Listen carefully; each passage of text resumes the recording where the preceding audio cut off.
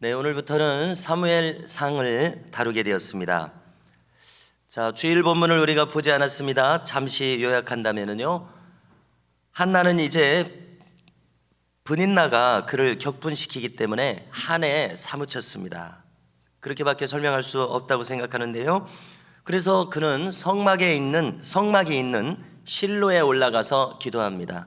오늘도 조금 전에 읽은 것을 보니까 엘리 제사장 옆에 서서 기도했다고 이렇게 이야기합니다. 그래서 우리가 TV 화면에서 보면은 통곡의 벽에서 유대인들이 서서 기도하는 것을 떠올릴 수가 있는데요. 아마 그렇게 서서 기도했는가 봅니다. 그러니까 이제 서서 기도했다고 지금 기록이 되어 있는데요.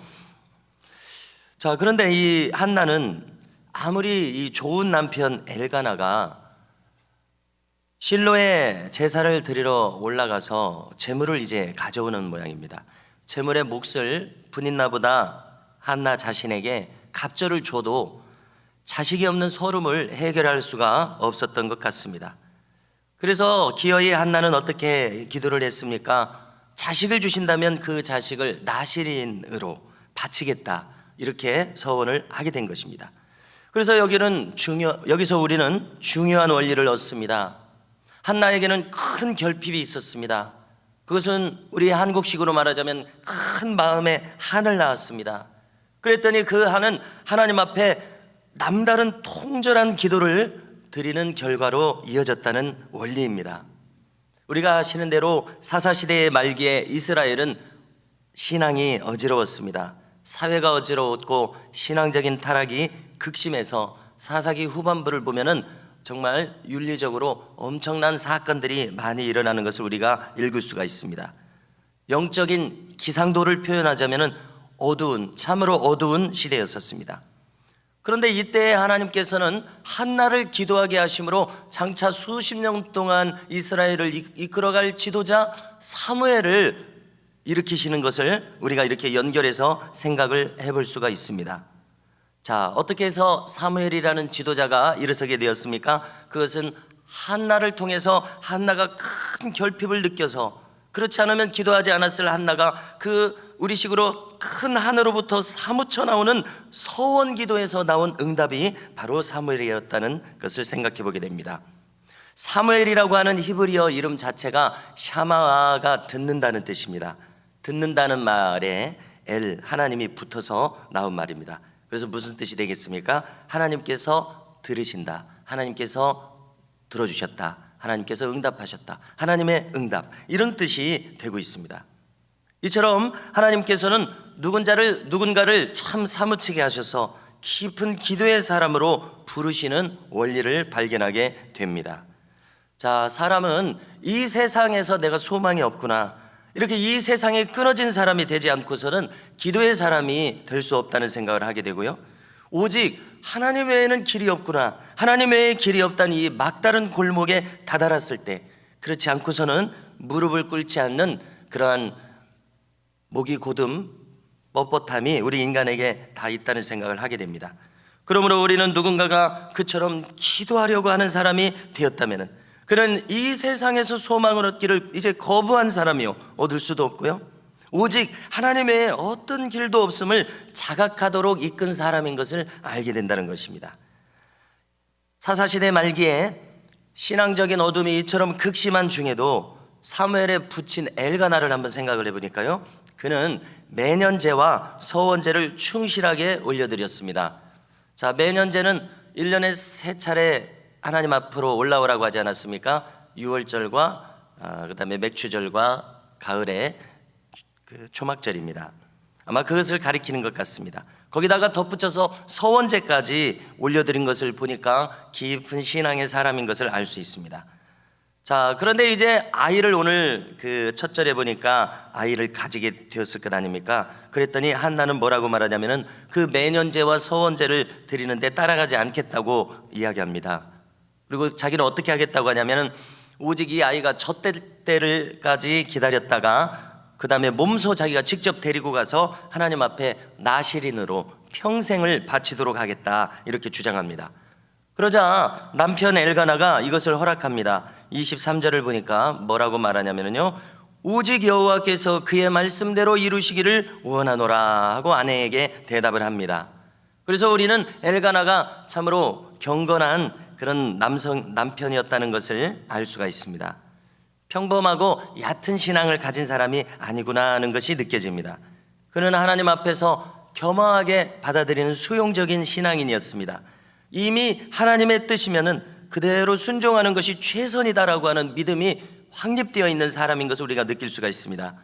마치 우리가 예수님이 탄생하실 때에 가브리엘 천사가 당시 소녀였던 소녀 마리아에게 수태 고지를 했을 때 뭐라고 대답했었습니까? 주의 계집종이오니 주의 뜻대로 이루어지이다라고 하나님의 뜻을 그대로 받아들인 것을 우리가 떠올릴 수가 있습니다. 엘가나를 보면서요.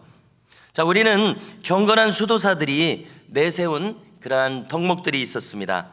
순결과 청빈과 순명을 복음 삼덕으로 삼았고요, 믿음과 소망과 사랑을 향주 삼덕으로 지켰더라는 말씀을 일전에 나눴었는데요. 여기서 이 순명이라고 하는 것은 무슨 뜻입니까? 명령에 순종한다는 뜻이죠. 특별히 놀랍게도 수도사들은 하나님의 뜻이라면 그것을 순종했을 뿐만이 아니라 자기 상급자에게도 순명했습니다.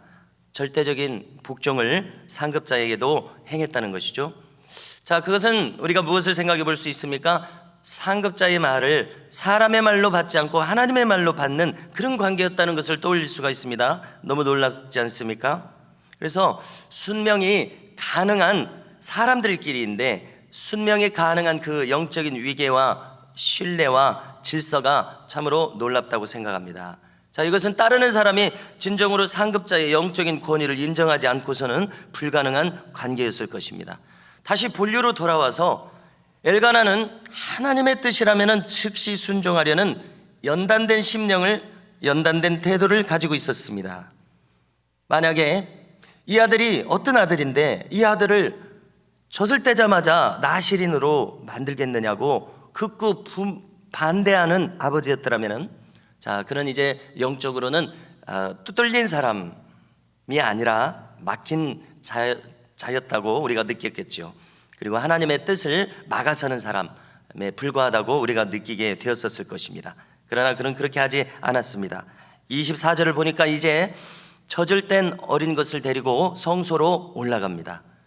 나실인으로 바치면서 숫소 3마리를 가져가고요, 밀가루 한 에바는 제물을 받으셨다는 소재의 감사 제물이었을 것입니다. 포도주 한 가죽 부대는 이제 제물을 다 받으셨다는 그 마지막 마침표로 찍는 전제의 제물이었을 것입니다. 이렇게 한나가 나실인의 서원제를 드리고 엘리 제사장에게 아이를 데려가서 또 대화를 합니다. 26절을 보니까 한나가 뭐라고 합니까? 자기는 지난번에 올라와서 기도하던 여자다라고 자기를 엘리 제사장에게 이제 1년 만에 만났겠죠. 그리고 소개를 했습니다. 그때 제사장께서 하나님께서 응답하시기를 원한다 이렇게 말했었습니다. 우리가 앞에 읽지 않은 부분에서요.